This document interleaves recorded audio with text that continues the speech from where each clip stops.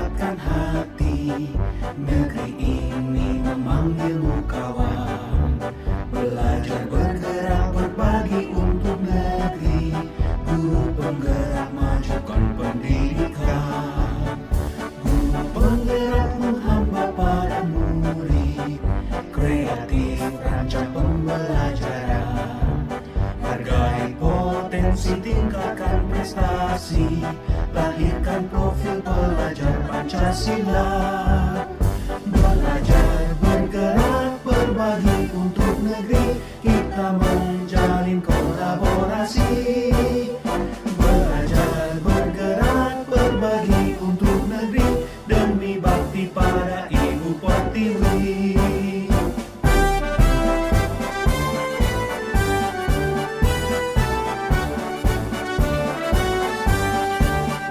Bulatkan tekad, kuatkan hati. Negeri ini memanggilmu kawan. Belajar bergerak berbagi untuk negeri. Guru penggerak maju.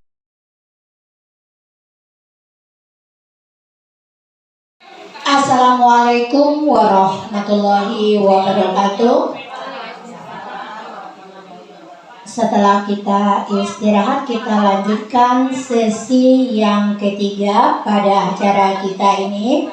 Kita minta kepada Ibu Septi Maliki untuk menyampaikan materinya. Waktu kita berikan seluas-luasnya. Ibu-ibu hebat SMA Negeri 8 Sijunjung, mari kita dengarkan bersama paparan dari Ibu Septi Maliki. Kepada Ibu Septi Maliki disilahkan.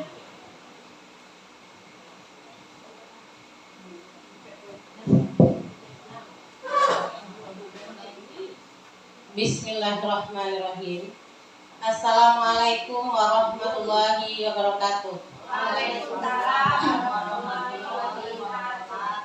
Alhamdulillahillazi hadana lihaza wa ma kunna linahtadiya an hadanallah.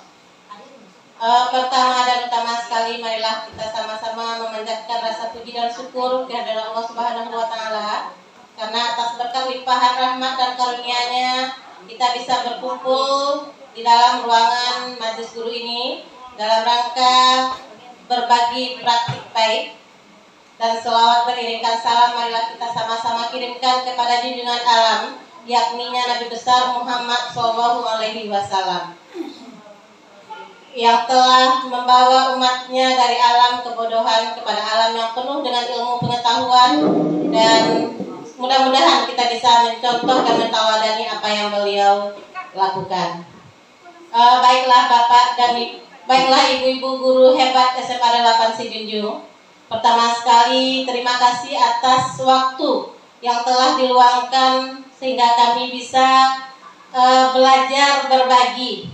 Mudah-mudahan ilmu yang dibagikan bisa kita terapkan dalam bentuk pembelajaran atau dalam bentuk kegiatan kita sehari-hari di sekolah sebagai seorang pendidik. Yang terhormat Ibu Kepala Sekolah, Ibu-ibu Majelis Guru SMA 8, dan semua yang hadir pada hari ini. Baiklah, mungkin untuk memulai acara ini kita lihat judul yang akan atau praktik baik yang akan disampaikan, yaitu menyebarkan pemahaman dan penerapan budaya positif. Ya, mungkin kita sudah sama-sama mengetahui budaya positif itu adalah sebuah pembiasaan yang akan selalu kita perbaharui, akan selalu kita tingkatkan setiap hari sehingga kita bisa mencapai sikap yang betul-betul sesuai dengan yang diharapkan. Baiklah Bapak, baiklah Ibu-ibu. Ya, jadi mengawali penyampaian pada hari ini, jadi saya ingin berbagi video dengan Bapak, dengan Ibu-ibu.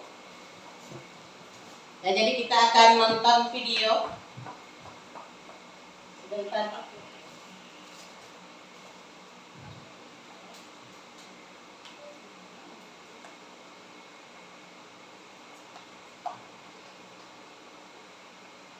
Ya, jadi kita akan bermain, akan melihat video. Sambil melihat video, Bapak Ibu-ibu nanti akan menulis sesuatu. Namanya kita sekarang saving vocabularies. Nah, kode guru bahasa Inggris.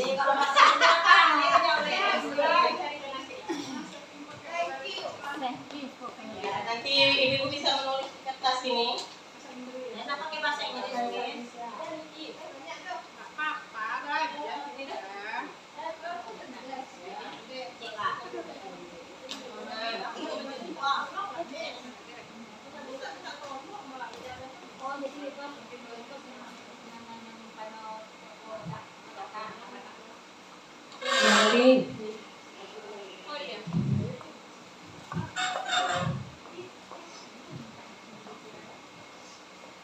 Nah, jadi sebelum memulai penyampaian hari ini, saya ingin menampilkan sebuah video pendek. Jadi namanya Saving Vocabularies. Jadi kita menabung kosakata. Nanti dari video yang ibu-ibu tonton, saya ingin ibu-ibu menuliskan semua hal yang dilihat di video yang berhubungan dengan kata kerja, kata sifat, atau berbagai kata yang mungkin ingin ibu tulis di sana. Contohnya, kata kerjanya mungkin mendaki atau memanjat.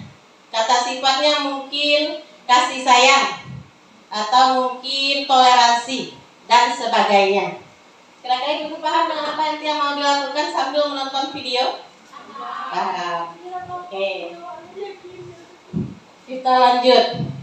Jadi kita menabung vocabulary. Dari video yang ditonton, ibu-ibu nanti menemukan berbagai kata-kata yang berhubungan dengan kata sifat dan kata kerja dan ditulis di dalam kertas yang diberikan tadi.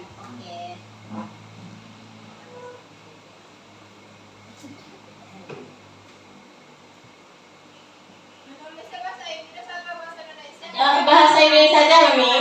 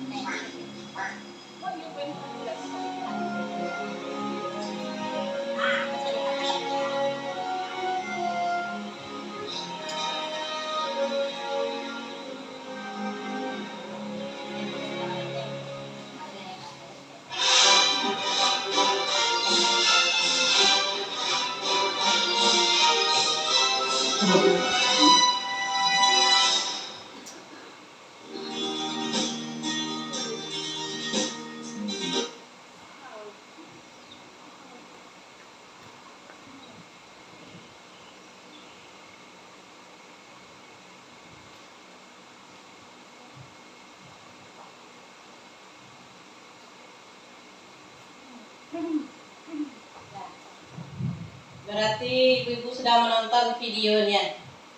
Ya, sebelum lanjut, kira-kira ibu-ibu tahu siapa saja peran atau karakter dalam video tadi? Penguin. Ya, penguin. Oke, betul Bu Eka. Kemudian yang satu lagi? Iya. Bukan kancil. Bukan ular rubah, tapi dia alkapala namanya. Alkapala dia bersejenis binatang kutub. Ya, binatang kutub yang hidup di daerah es. Nah, baik ibu-ibu, kira-kira mungkin ada ibu-ibu yang mau menyampaikan berapa tabungan kosakata yang didapatkan? Oke, Bu Siska. Kata kerjanya melompat. Oke, bagus, ada melompat ya, Bu Siska. Kata jatuh. Berlari, makan, meluncur, berteriak. Berarti kalau kata kerja itu, kalau kata sifatnya namanya gigi. Gigi. Atau kerja keras. Ya. Sedih. Tadi tidak dapat makan dia sedih. Setelah dibagi. Iya. Mungkin ada ibu yang lain mau menambahkan, Bulas. Kata sifat. Ya, kata sifat. Berani. Berbagi. Apa lagi menolong sama dengan berdia? Ya, menolong. Ya, boleh menolong.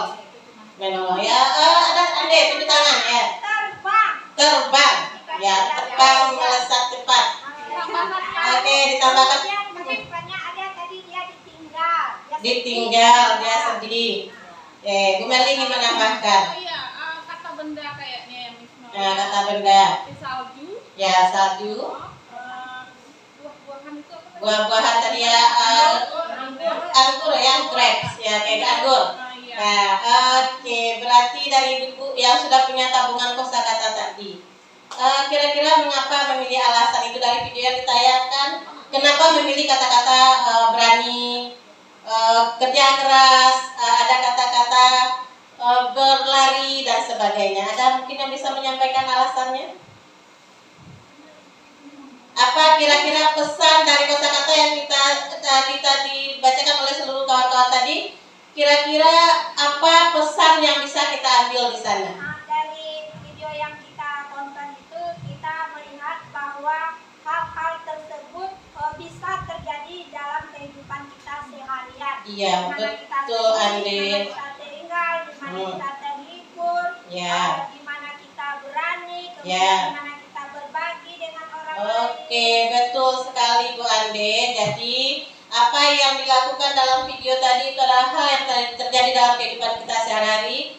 Mungkin ada yang ingin menambahkan sebelum kita simpulkan video tadi, ya Bu Siska? Untuk mencapai sesuatu, Ya. mungkin apa yang kita inginkan sama dengan keinginan orang lain. Iya. Maka kita harus bekerja keras agar apa yang kita inginkan itu tercapai. Iya. Dan ketika itu sesuatu itu tidak tercapai, misalnya oleh kita, maka tentu kita akan sedih. Iya. Tapi bagi orang yang tercapai, seharusnya di sanalah dia harus berbagi, harus bekerja sama. Iya. Karena apa yang kita inginkan itu sama dengan yang diinginkan oleh kamu. Baik Bu Siska. Oke, tepuk tangan untuk ibu-ibu hebat kita ya. Oh, Bu Mami ingin menambahkan. Ya, kesimpulannya. Hidup berdampingan dan berinteraksi dengan tulus. Iya, hidup berdampingan dan berinteraksi dengan apa tadi Bu Ina? Dengan tulus. Ya, maka kita akan mendapatkan hasil bahagia di depannya. Tadi ya, jadi dari kita Tadi kan dia dapat anggur ya. Ya, seperti itu kira-kira. Jadi betul sekali. Mungkin kita cukupkan 3 saja dulu respon dari ibu-ibu hebat. Jadi jawabannya semuanya hebat. Berarti sangat memahami apa yang terjadi di dalam video tadi. Betul sekali.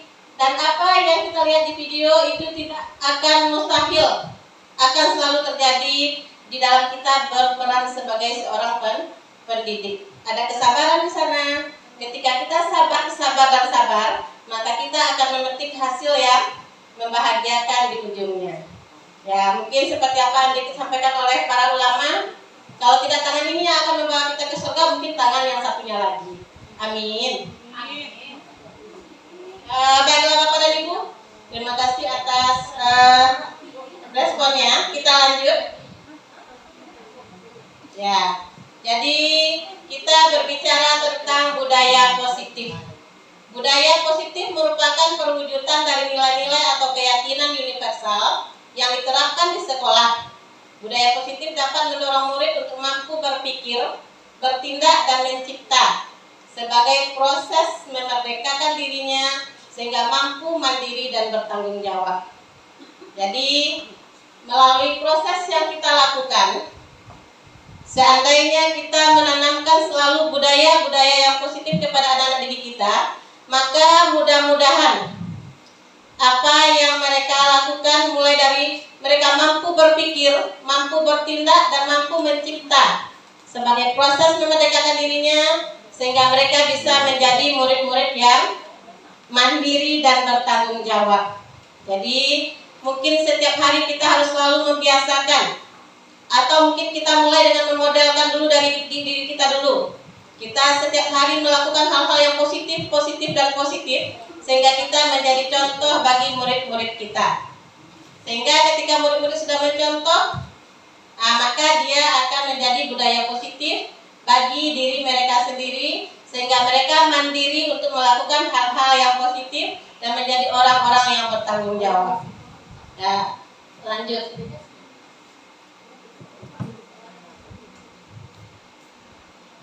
Nah, jadi hari ini dalam tema berbagi praktik baik, kita akan membicarakan konsep inti budaya positif itu terdiri dari 7 bagian.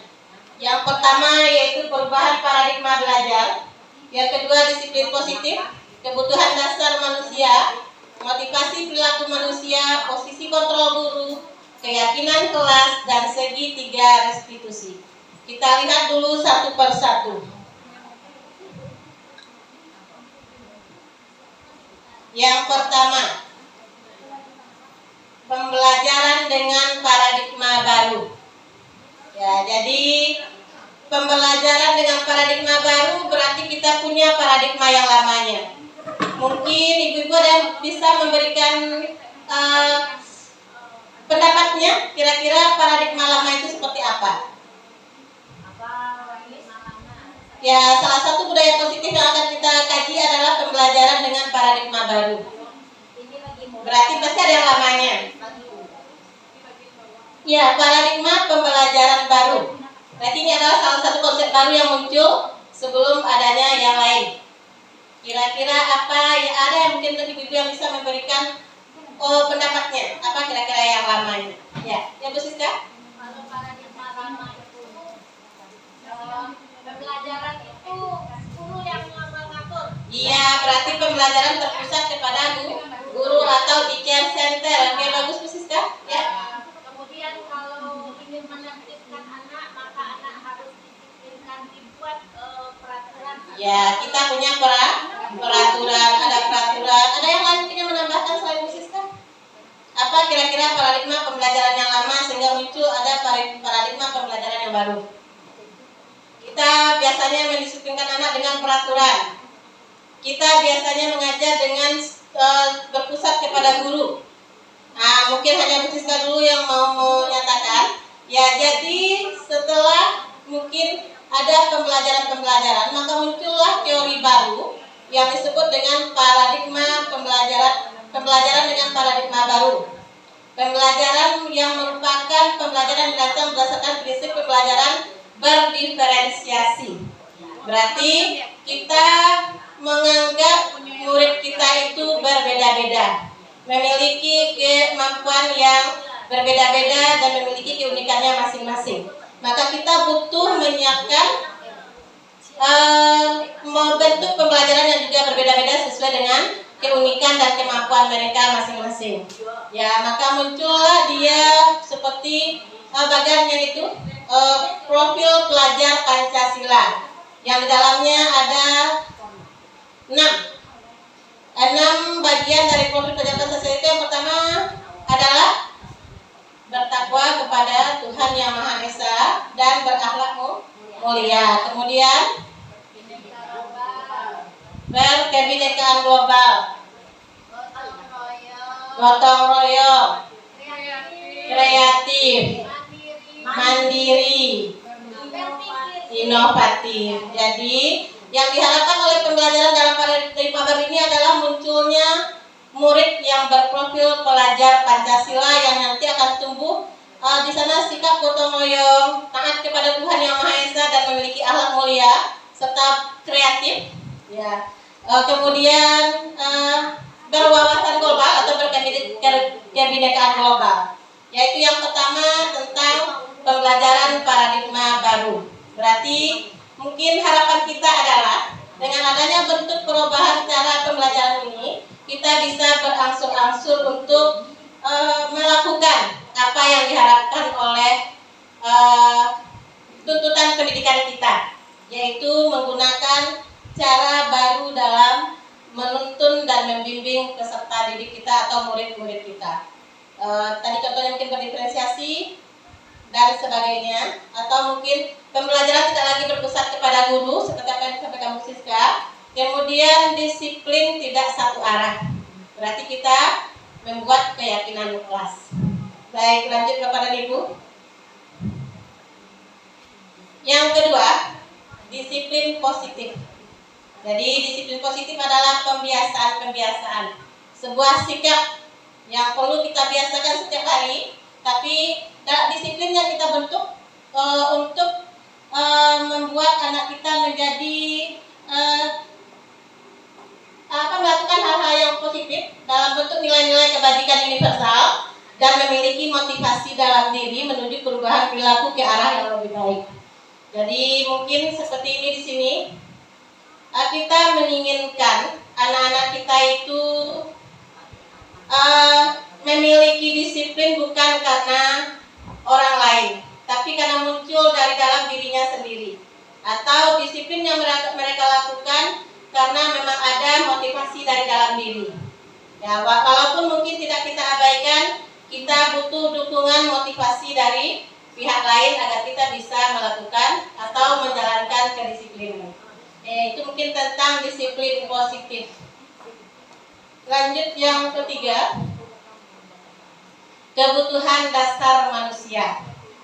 Ya, sebagai makhluk pribadi dan makhluk sosial, kita tidak terlepas dari berbagai kebutuhan. Tapi di dalam ini yang disampaikan oleh Diana Gosen, manusia itu punya 5 kebutuhan dasar hidup. Ya, jadi ada yang pertama kali adalah kebutuhan untuk bertahan hidup. Kemudian itu harus kita miliki semuanya. Tidak ada kita yang tidak butuh dengan bertahan hidup. Jadi mungkin ketika sakit kita akan berusaha bagaimana supaya sehat. Kemanapun mungkin kita akan berobat. Jadi setiap orang punya kebutuhan dasar bertahan hidup dan akan diusahakan semaksimal mungkin selagi dia memiliki nyawa atau nafas. Yang kemudian yang selanjutnya adalah kebebasan. Kebebasan berarti di sini bebas. Ada kebutuhan untuk bebas. Disinilah mungkin nanti kita ketemu dengan model pembelajaran berdiferensiasi tersebut. Karena setiap murid punya kemampuannya sendiri, punya keunikannya sendiri, sehingga mereka ingin bebas. Ada mungkin murid kita yang hobinya bikin video, ada murid kita mungkin yang hobinya nulis, ada yang menggambar. Maka ketika mereka menginginkan, ketika mereka kita tentukan dengan suatu hal, maka mereka membutuhkan kebutuhan dasar mereka untuk kebebasan, sehingga mereka menolak apa yang kita berikan. Selanjutnya kesenangan. Mungkin ini berhubungan dengan Bu Desi. Ya. Kebutuhan dasar kesenangan. Mungkin Bu Desi bisa memberikan contoh kira-kira apa kebutuhan dasar kesenangan ini. Oh gitu. Ya. Apakah harus berhubungan dengan PBN, Miss?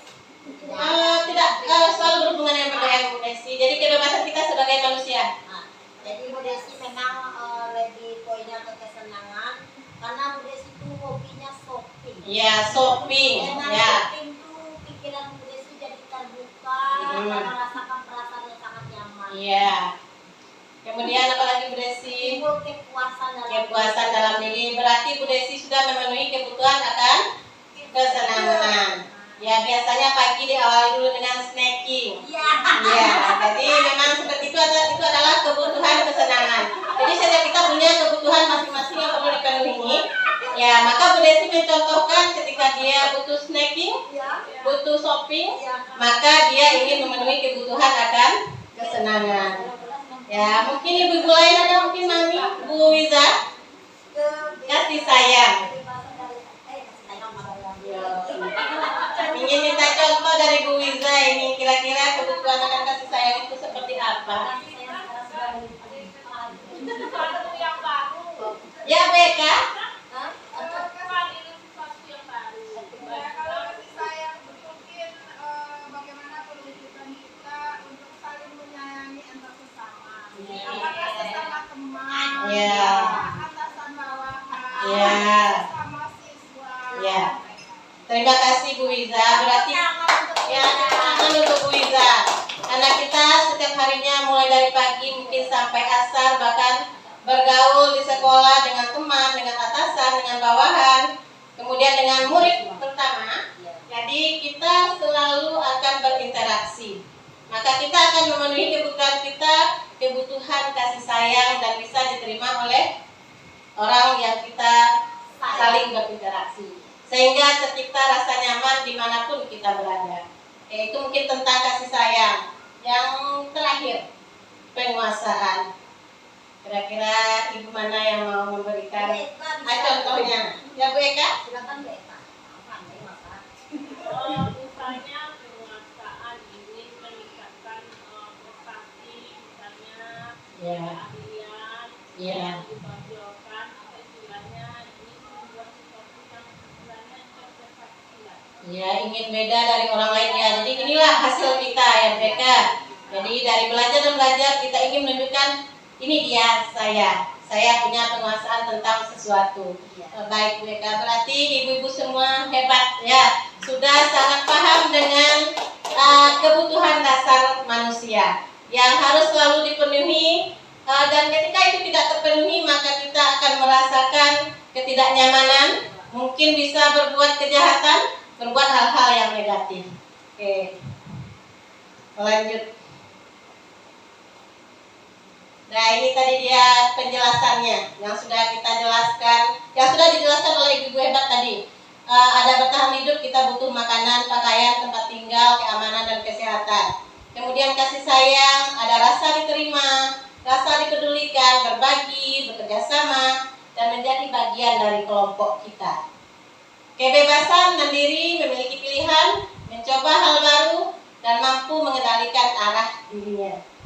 Lanjut, penguasaan, ada harga diri di sana, keinginan untuk dianggap, memimpin, berprestasi, diakui dan didengar. Kesenangan, nah ini tadi yang dicontohkan Bu Desi, bermain, humor, antusias, tertawa, piknik ya, dan lain-lain seperti shopping, snacking. Ya, itu berupa. Jadi tidak perlu dijelaskan, ternyata ibu-ibu hebat sudah tahu semuanya. Ya, mudah-mudahan tinggal kita bagaimana cara terbaik memenuhi kebutuhan dasar kita sebagai manusia. Oke, mari kita mencoba apa yang kita butuhkan. Ya, berarti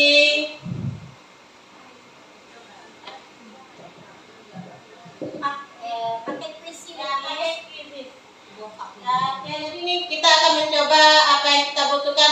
Nanti ibu akan menjawab beberapa pertanyaan melalui quizzes. Ya, kita cobakan dulu, mudah-mudahan sinyal tidak bermasalah.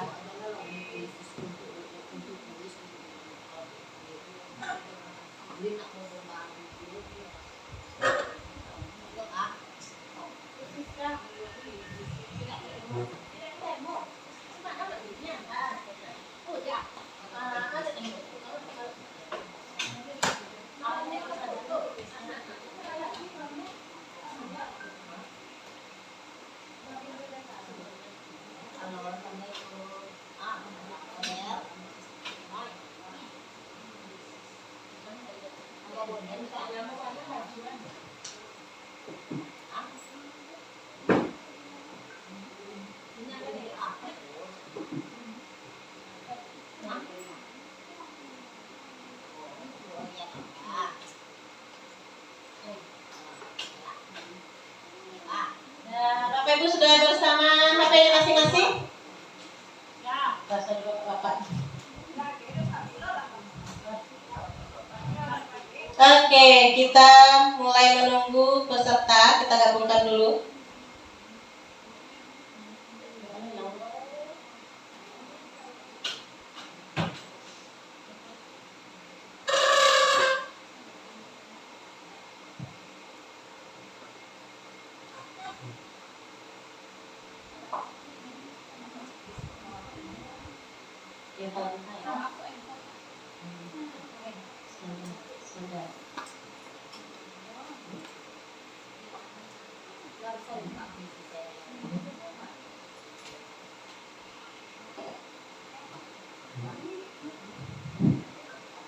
Nah, linknya sudah terkirim ke Bapak Ibu. Silahkan dicoba. Ya, dibuka dulu. Mudah-mudahan sinyalnya lancar dan kita bisa bermain quiz. Tuh yang dikirim email tuh klik nih gitu dia. Ya, link yang dikirimkan Bu Bet. Dengan dikiriman di email. Nah, sudah ada 3 partisipan.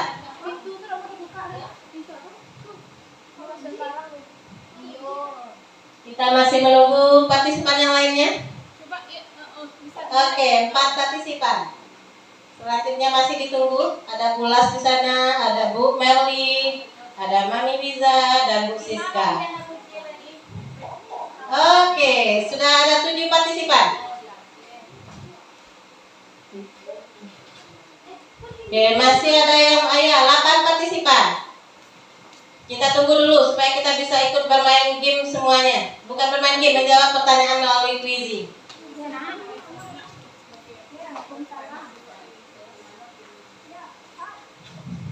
Masih ada berarti 2 peserta yang belum tergabung. Iyalah kan Mel. Buci. Ada Buci. Nah, Buci tergabung berarti. Berarti selesai sudah semuanya? Kita belum, Budas belum. Bu Siska bisa tolong bantu Budas, Bu Siska. Belum tergabung Bu Siska. Budas mau ikut bermain? Ya, mari kita bermain. Kira-kira kebutuhan apa yang dibutuhkan?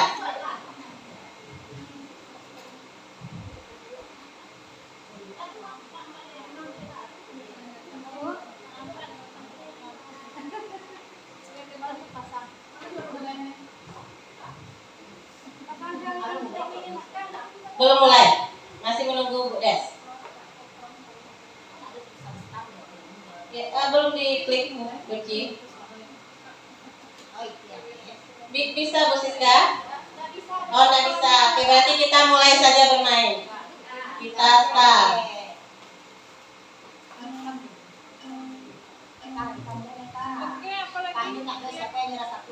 Oke, go. Kita mulai menjawab pertanyaannya.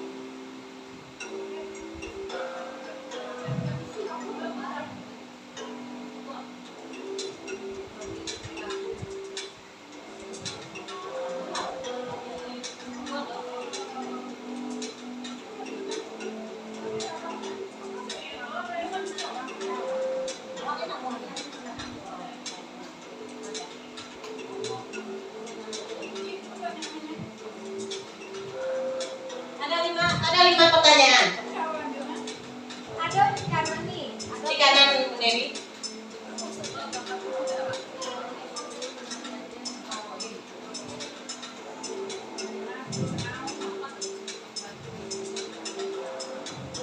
Oke, masih berlanjut. Ada 3 yang teratas di sana. Kemudian Bu Siska.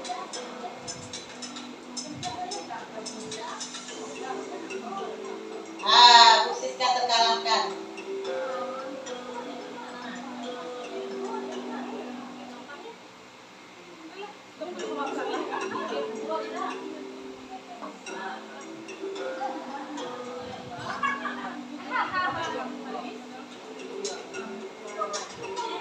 Ibu Las belum muncul di sana.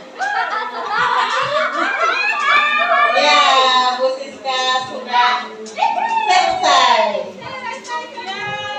Baru ke sana soalnya pakai quiz itu. Pika masih berjuang untuk mendapatkan kursi nomor 2. Ayo Buci, semangat Buci. Mami, iya. Yang penting dicoba Buci. Bukan kalah kamu.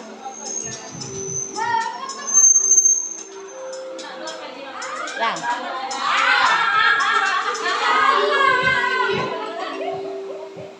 Nah, berarti kita hentikan dulu.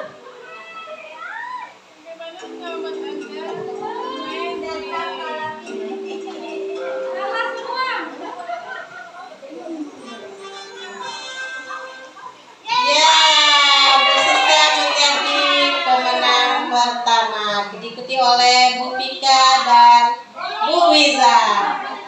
Foto dari deh. Terlupakan. Kancang apanya tuh. Nah, itu nilainya berarti dari 10, 3, 6, 9 peserta.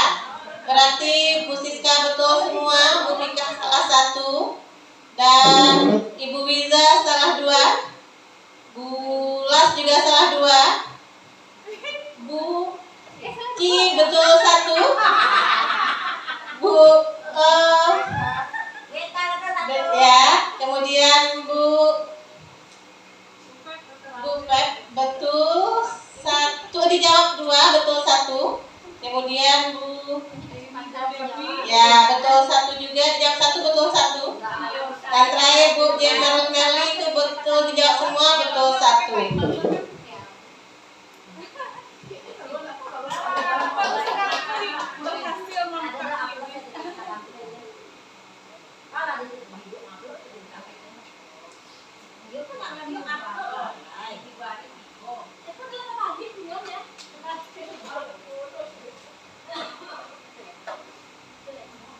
Ya, jadi di dalam kuisi tadi itu berarti adalah beberapa contoh kebutuhan yang harus dipenuhi. Mungkin masih ada yang ingat ibu-ibu pertanyaannya tadi apa? Salah satunya mungkin dari 5 pertanyaan yang diajukan tadi. Saya sudah pakai jepit rambut. Ya. Nah, betul Bu Mami. Jadi tadi ada salah satu pertanyaannya, saya sudah pakai jepit rambut tapi tidak dipuji oleh guru. Maka kebutuhan yang tidak terpenuhi adalah rasa kasih sayang dan perhatian. Bagus. Kira-kira yang nomor 2 ya, Bulas? Menyetir mobil itu seru. Nah, ya itu Bulas sekalian. Menyetir mobil itu seru. Ya, kira-kira kebutuhan apa yang ingin dipenuhi di sana, Bulas? Kesenangan. Karena dia merasa seru. Atau misalnya Bu Desi mungkin mencontohkan, shopping itu membahagiakan. Maka di sana ada kebutuhan kesenangan yang terpenuhi. Jadi kita ada punya 5 kebutuhan dasar yang harus dipenuhi: kasih sayang, kebebasan, bertahan hidup, kesenangan, dan penguasaan. Ya, oke, kita lanjut Bapak dan Ibu.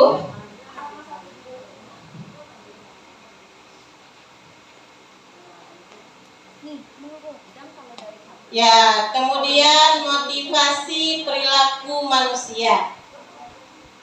Kita tahu kita selalu berkegiatan, beraktivitas, kadang-kadang dilandasi oleh berbagai hal.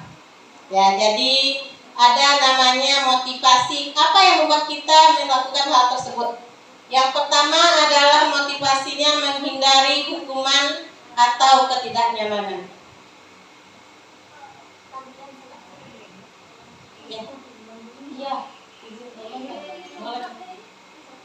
Ya, silakan ibu-ibu yang mau izin sholat boleh.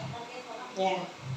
Nah, kemudian yang kedua, yang pertama menghindari hukuman. Jadi kita melakukan sesuatu karena tidak mau dihukum oleh guru mungkin, oleh atasan mungkin. Jadi motivasi kita karena menghindari hukuman dan ketidaknyamanan. Datang pagi ke sekolah, nanti kalau terlambat takut nanti ibu kepala sekolah sudah berdiri di sana dengan wajah yang tidak nyaman. Berarti kita datang ke sekolah karena ketidaknyamanan, ingin menghindari sesuatu ketidaknyamanan. Atau mungkin siswa kita datang ke sekolah lebih awal, tergesa-gesa, itu karena takut nanti disuruh menundo garoba atau mencabut tali kanji dan sebagainya. Jadi mereka melakukan ketidakterlambatannya atau datang tepat waktu itu karena takut dihukum. Kemudian yang kedua, karena menghindari konsekuensi atau karena konsekuensi. Jika begini, ini akan terjadi. Jika begitu, itu yang akan terjadi. Jadi kita motivasinya adalah karena konsekuensi atau mengharapkan imbalan. Ya. Yang terakhir itu restitusi atau menjadi orang yang diinginkan. Jadi motivasi yang 1 dan 2 itu berasal dari luar atau motivasi yang datang dari orang lain atau ekstrinsik. Yang ketiga itu motivasinya datang dari dalam diri kita sendiri. Walaupun untuk nomor 2 itu masih dibenarkan, tapi yang paling bagus adalah nomor 3, sehingga bisa menumbuhkan budaya positif yang diinginkan. Karena motivasinya dari dalam diri kita masing-masing. Lanjut. Yang kelima, budaya positif yang kelima adalah posisi kontrol guru dalam restitusi. Jadi kita punya 5 posisi kontrol kita sebagai guru. Ada yang pertama, kita guru sebagai penghukum. Itu seperti yang dikatakan tadi. Guru piket berdiri di sana sudah pegang roll mungkin. Jadi siswa terlambat, silakan lakukan itu, silakan lakukan ini, silakan ambil sampah sekeliling sekolah. Jadi itu kita berada pada posisi penghukum. Kemudian yang kedua, pembuat rasa bersalah. Dena, na ibu doyo, di ari ko jo kurusnya. Nah, do yang lain do. Atang talambe, ini talambe. Aku lah talambe lo balik mah. Jadi ibu lah kayak ibu, jadi ibu cari beriko. Nah, itu seperti bahasa seperti itu adalah pembuat rasa bersalah. Itu akan membuat murid kita menjadi rendah diri, kemudian menyimpan perasaannya tidak terbuka sehingga dia akan berbohong kelanjutannya. Dan yang ketiga adalah sebagai teman. Posisi kontrol guru sebagai teman ini, kita sering mungkin dekat dengan anak-anak murid kita, menganggap mereka adalah teman kita. Jadi berbicara seperti teman dengan teman, tapi ini juga punya kelemahan. Walaupun kita bicaranya ramah, tapi punya kelemahan juga. Nah, nanti kita lihat penjelasannya. Yang keempat adalah pemantau. Pemantau ini biasanya dia posisinya lebih kepada konsekuensi. Anak dibuat catatan deko 2 lembar. Nah, itu suruh kawan istirahat dong. Itu konsekuensinya. Sudah berapa angka yang Anda temukan? Jadi dia sebagai pemantau, tapi jauh lebih baik daripada posisi penghukum, karena dia juga sifatnya menertibkan di sana. Yang terakhir adalah posisi manajer. Ya, ini adalah posisi yang paling diinginkan dalam posisi kontrol guru, di mana kita bisa memfasilitasi anak mandiri dalam menyelesaikan masalahnya, sehingga mereka bisa mandiri dan bertanggung jawab terhadap apa yang mereka buat. Itu posisi manajer. Nah, lanjut ibu-ibu. Jadi ini adalah beberapa contoh gaya bicara masing-masing posisi kontrol guru. Mungkin kurang jelas belakang. Jadi yang pertama adalah saya bacakan saja. Posisi kontrol guru sebagai penghukum itu adalah nada suaranya tinggi. Kemudian bahasa tubuhnya menakutkan. Kemudian matanya melotot dan jari atau tangannya menunjuk-nunjuk kepada murid yang dihukum. Misalnya terlambat lagi, pasti terlambat lagi. Seperti itu. Itu bahasa yang dilakukan oleh guru sebagai posisi kontrol penghukum. Mudah-mudahan ini tidak terjadi lagi di sekolah kita ataupun dimanapun, karena ini sudah sangat dihindari. Karena sejak adanya HAM, maka posisi kontrol penghukum sudah sangat langka kejadiannya. Selanjutnya ada pembuat rasa bersalah.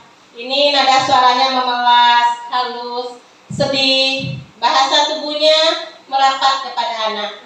Misalnya kata-katanya, Adi, kamu ini bagaimana ya? Kamu sudah berjanji dengan ibu tidak akan terlambat lagi. Kamu kenapa ya senang sekali mengecewakan ibu?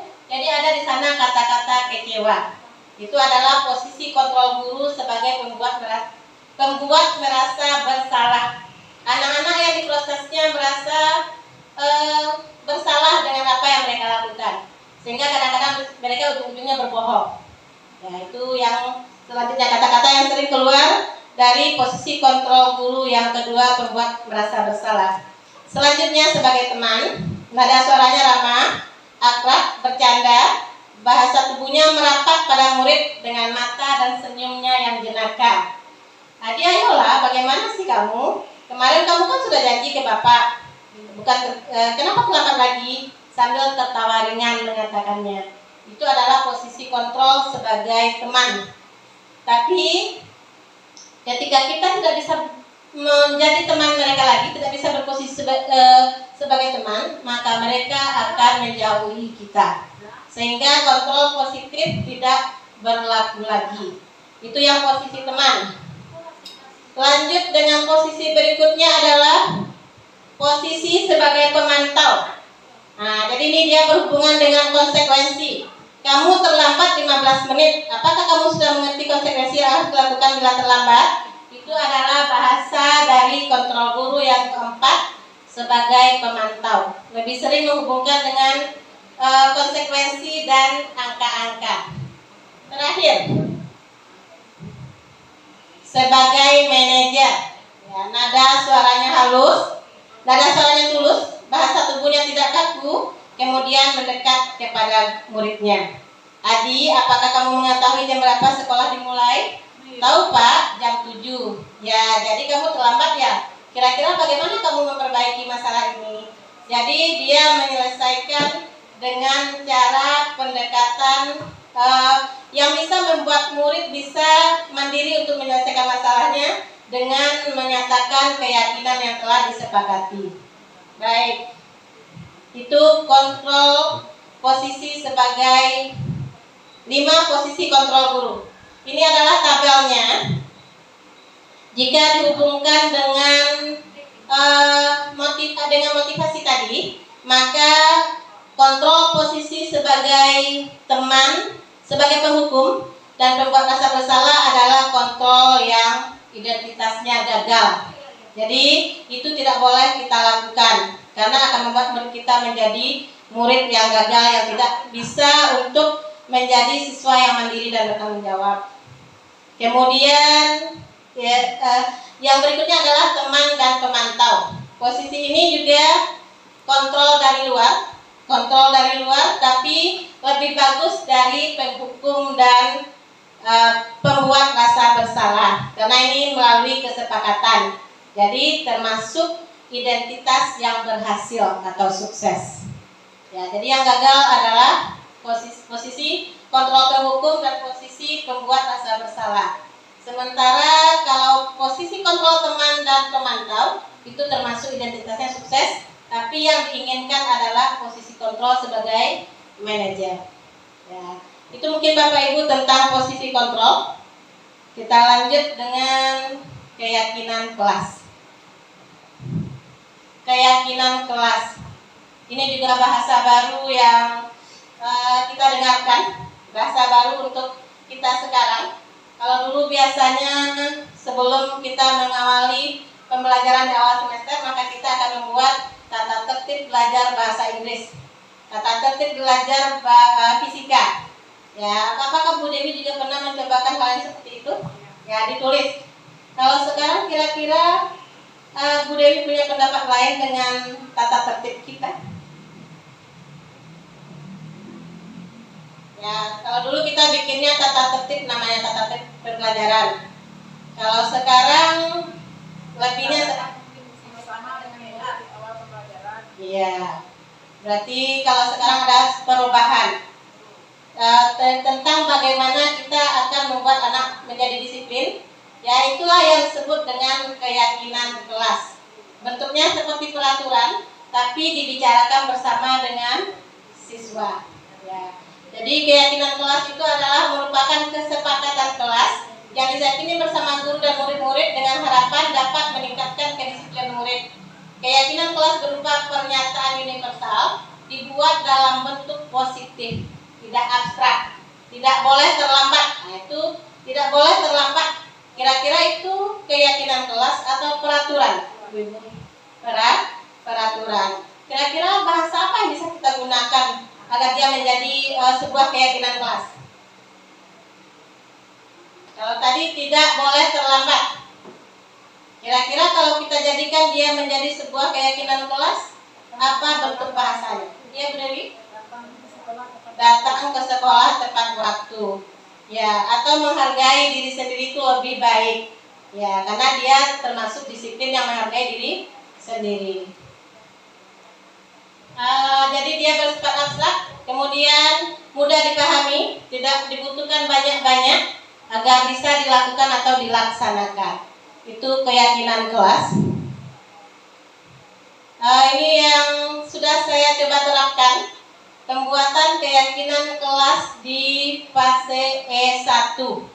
Ya, jadi dimulai dengan menjelaskan dulu atau mensosialisasikan dulu apa itu kesepakatan kelas, kemudian meminta siswa pendapatnya masing-masing.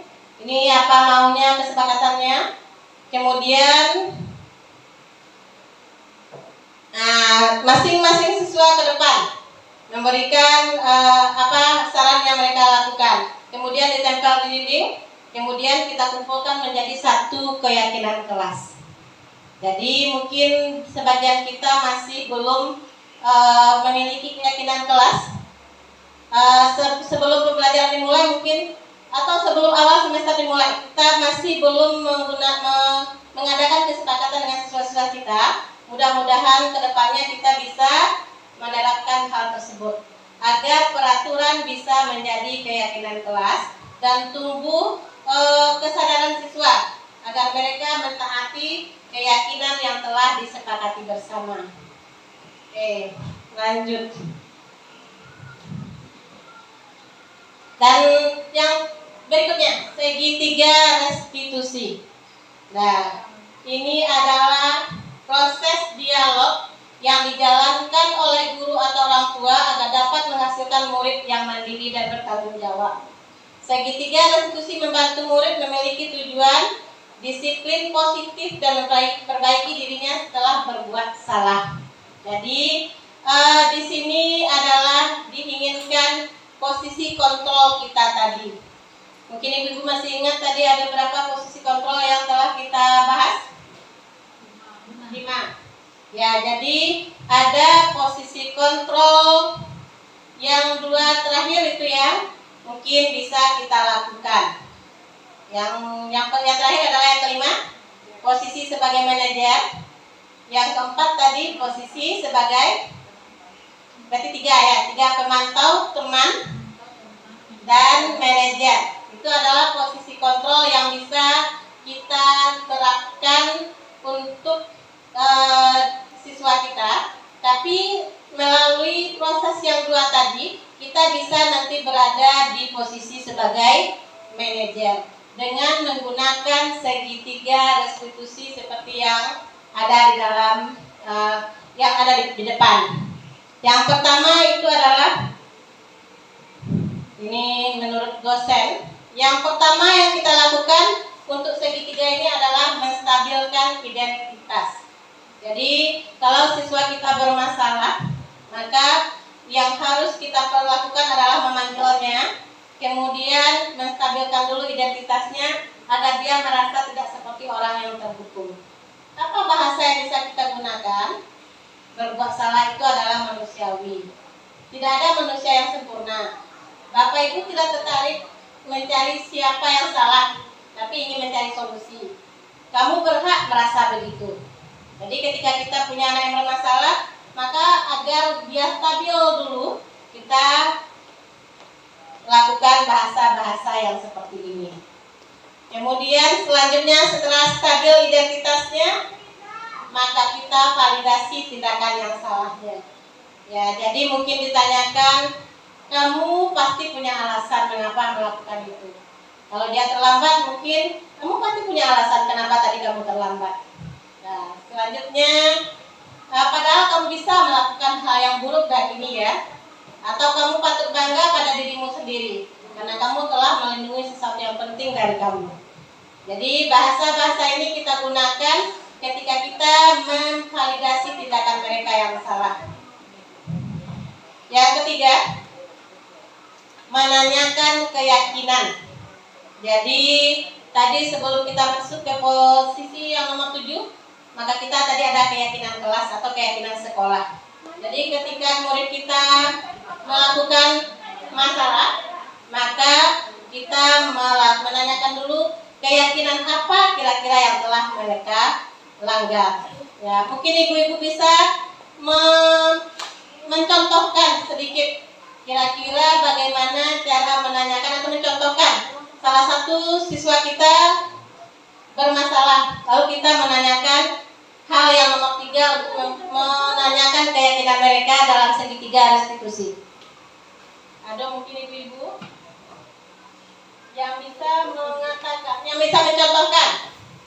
Mungkin contohnya Tegar mungkin, atau Tegar atau Robi mungkin. Harus terjawab keempat poin itu, Miss. Tidak, itu hanya salah satu contoh, Bu Ci. Jadi mungkin kita bisa menanyakan apa keyakinan kelas kita, nilai-nilai apa yang kita sepakati. Jadi ketika kita ada siswa bermasalah, kita ada namanya segitiga restitusi. Yang pertama, stabilkan dulu identitasnya. Kemudian yang kedua, validasi tindakan salahnya. Dan yang ketiga, tanyakan keyakinan yang telah disepakati. Karena di awal kita membuat keyakinan sekolah atau keyakinan kelas. Ya, kira-kira mungkin ibu-ibu bisa memberi contoh. Apa?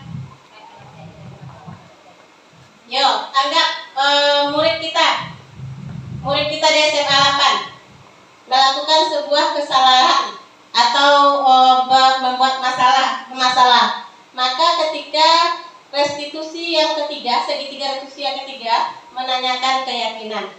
Ini dia model pertanyaannya. Kira-kira seperti apa realnya? Coba boleh. Ya, coba boleh Bu Ci. Ini kan Buci selaku wali kelas. Iya, Bu Ci. Salah satu keyakinan kelas yang disepakati adalah tentang adanya kesepakatan bahwa kalau 4 kali alfa dipanggil orang tua. Iya. Iya, berarti bunyi kesepakatannya apa yang Bu Ci bikin itu biasanya? Apabila jika 4 kali berturut-turut alfa, Ya. maka akan dilakukan pemanggilan orang tua oleh wali kelas. Ya. Kemudian apa contohnya ketika dia melanggar hal tersebut, kira-kira bagaimana cara menanyakan keyakinannya kepada mereka? Cara menanyakannya, Miss.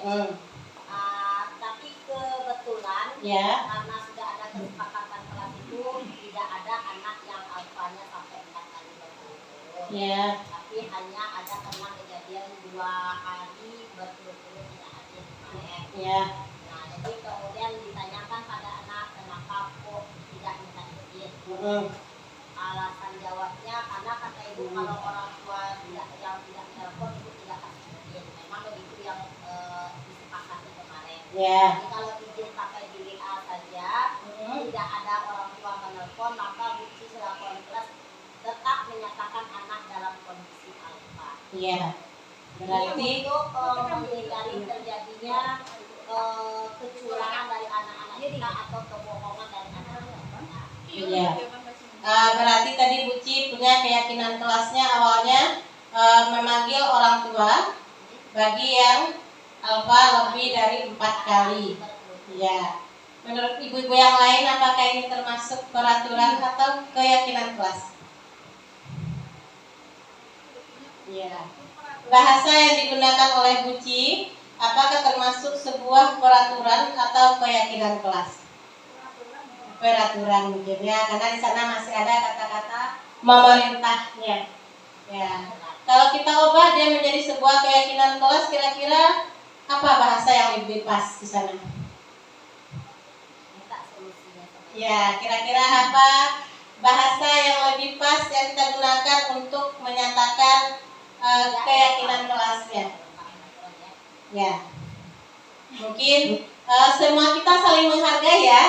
Nah, Berarti kalau saling menghargai di sana berarti ada keyakinan kelas saling menghargai. Maka ketika dia melakukan kesalahan yang tadi, apa mungkin 4 kali, berarti dia tidak menghargai diri sendiri.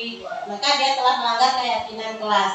Jadi kalau keyakinan kelas tadi dia bersifat abstrak, tidak berbentuk peraturan. Jadi mungkin itu yang perlu kita perbaiki bersama, mungkin apa sih cara dan bahasa kita untuk mendisiplinkan siswa. Jadi dari peraturan menjadi keyakinan kelas. Ya.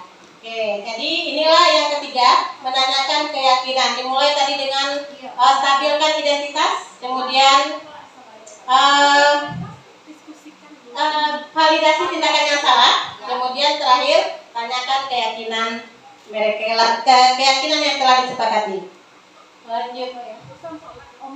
Nah, ini adalah proses penyelesaian masalah yang menggunakan segitiga restitusi terhadap murid yang datang tidak tepat waktu ke sekolah yang telah Imam cobakan. Sama ya, guys. Ya. Kurang itu ya. Ini ada apa? Karena mama ini bukan masalahnya kamu.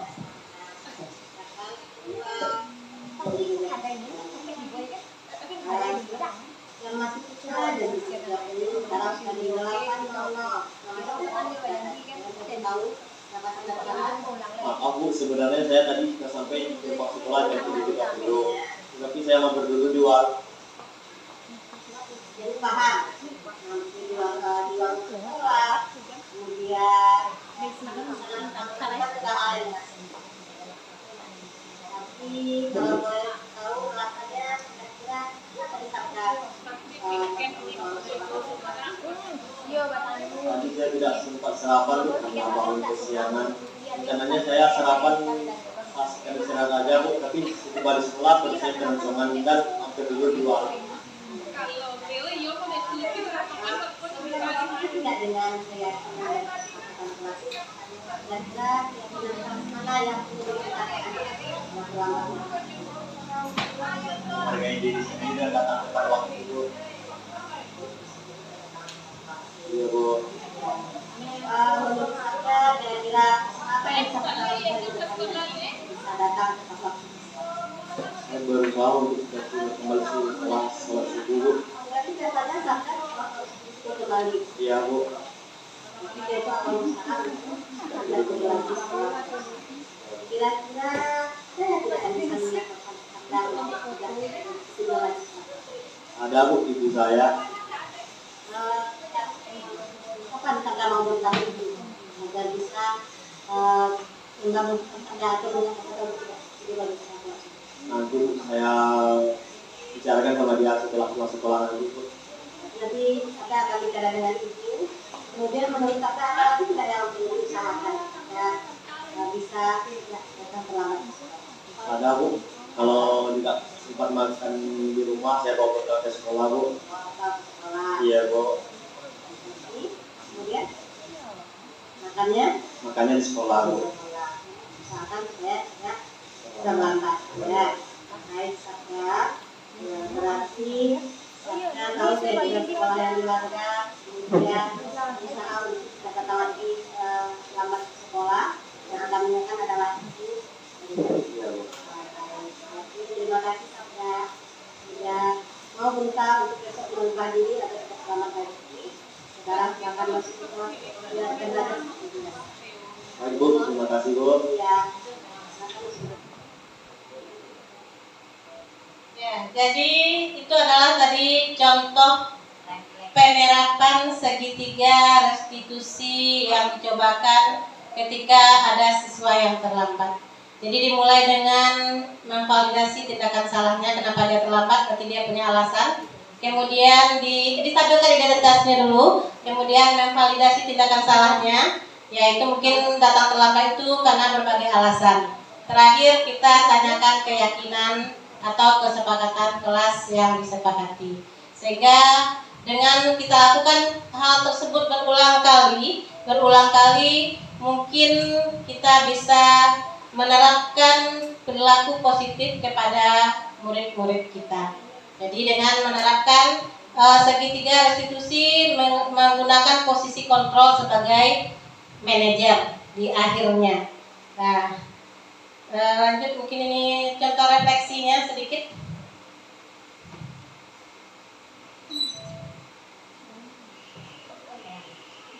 Kasus 2-nya mungkin sedikit saja kita lihat. Ini adalah memproses siswa yang terlambat piket di dalam kelas, sehingga dia merasa kesal dengan siswa yang tidak piket di dalam kelas, sehingga dia merasa kesal dan terjadi perdebatan dengan temannya.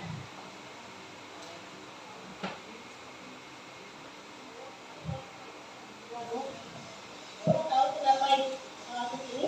Tahu Bu, maafnya Bu, masalah tadi. Ya, dilihat masalah sekali. Ya bukan sekali Bu, hanya yang sudah berkali tidak melaksanakan mengerjakannya sendirian Bu. Dia pernah melakukan awal marah, namun berbuat kesalahan dan merasa kesal itu adalah hal yang manusiawi. Namun maksudnya kalau tahu menilai kesalahan yang salah. Ya Bu, ada dia Bu. Kenapa yang harus kita lakukan? Apakah meminta maaf kepada yang juga apa yang dilakukan oleh tidak? Ya betul ya. Jadi kita harus mengingatkan penjelasan orang lain. Kita marah masih ingat dengan kata-kata dan kira-kira apa yang harus kita lakukan? Ya, jadi sama ya Bapak dan Ibu. Jadi kita stabilkan dulu identitasnya dengan menanyakan kenapa dia berbuat yang demikian.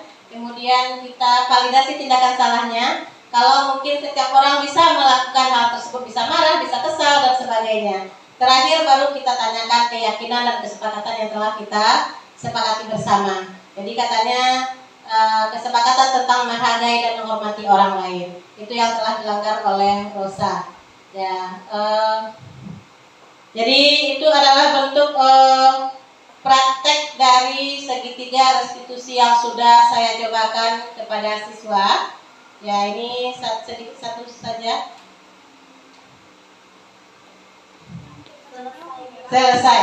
Ya, jadi demikianlah mungkin paparan tentang disiplin positif atau budaya positif di sekolah yang kita akan coba terapkan bersama-sama sehingga kita bisa menciptakan lingkungan sekolah yang nyaman, tenang, dan kondusif sehingga kita merasa nyaman menjadi penghuninya dan bisa menciptakan murid-murid yang berbudi pekerti luhur, beriman dan bertakwa kepada Tuhan Yang Maha Esa dan berakhlak mulia.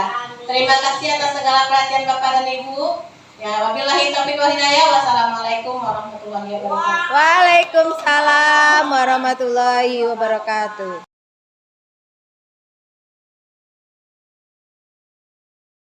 Assalamualaikum warahmatullahi wabarakatuh. Saya Lasmanida SPD, rekan guru dari Ibu Septimeliki SPD di SMA Negeri 8 Sidoarjo. Kesan saya terhadap penyampaian materi oleh Ibu Septimeliki pada kegiatan diseminasi yang bertemakan budaya positif sangat baik. Karena Ibu Septimeliki menyampaikan dengan komunikatif, jelas, kemudian dengan bahasa-bahasa yang mudah dipahami sehingga saya bisa mengambil suatu manfaat di sini bahwa kalau selama ini saya menyadari masih banyak hal-hal yang harus saya ubah dalam proses belajar mengajar dengan menerapkan budaya positif ini kepada siswa. Jadi pada penyampaian materi di kegiatan diseminasi budaya positif ini sangat besar manfaatnya bagi saya untuk kedepannya sehingga saya pun bisa mengambil suatu manfaat yang bisa merubah cara saya dalam membimbing siswa dalam proses belajar mengajar. Sekian dari saya. Terima kasih atas materi yang disampaikan. Assalamualaikum warahmatullahi wabarakatuh.